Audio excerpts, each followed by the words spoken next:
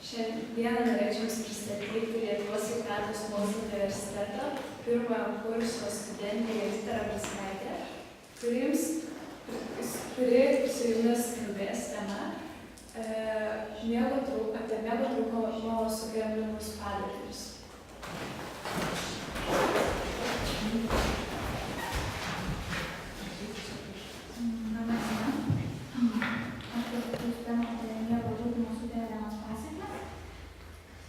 Taigi šiais laikais, kai stresas ir įtampa tampa pagrindiniais gyvenimo palydovais, yra kiekvienam žmogui labai sunku išsimiegoti.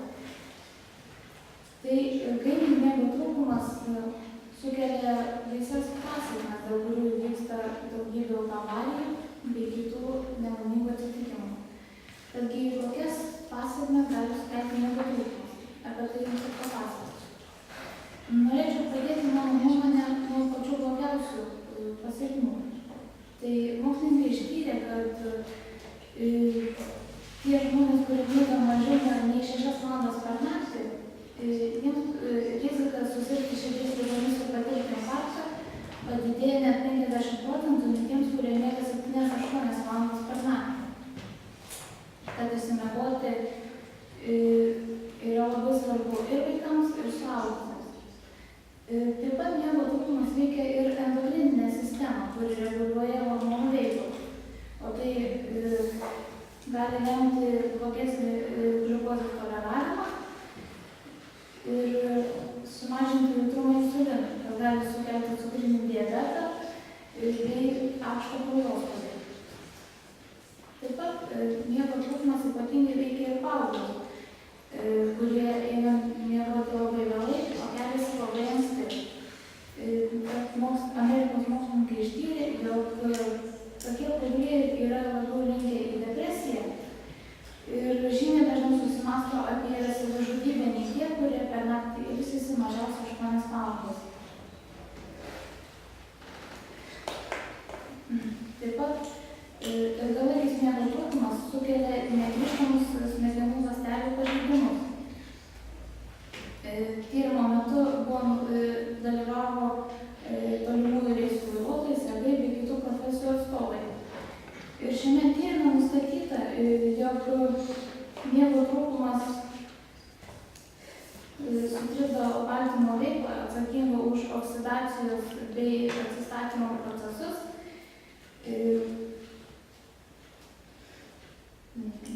Oksidacijos bei atsistatymo reakcijas, kurios saugo galvos smegenų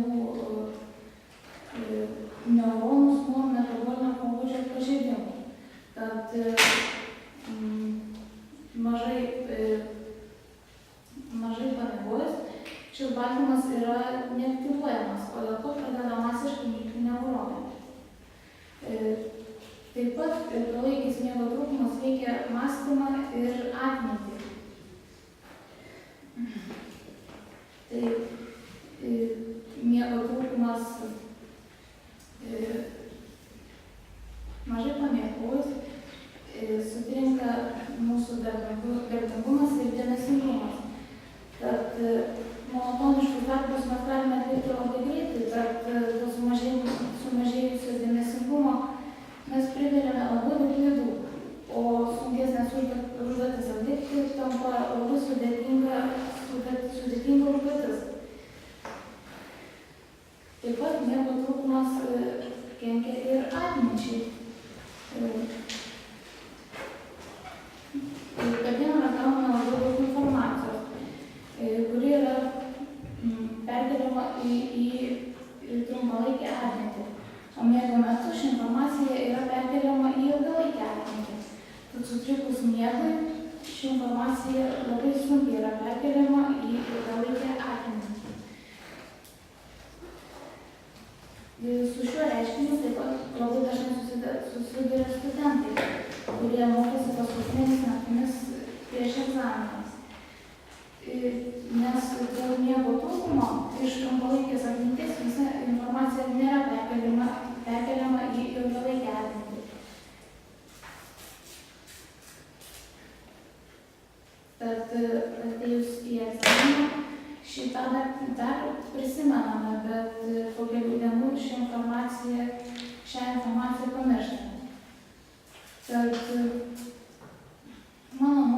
yra labai svarbu išsimiegoti,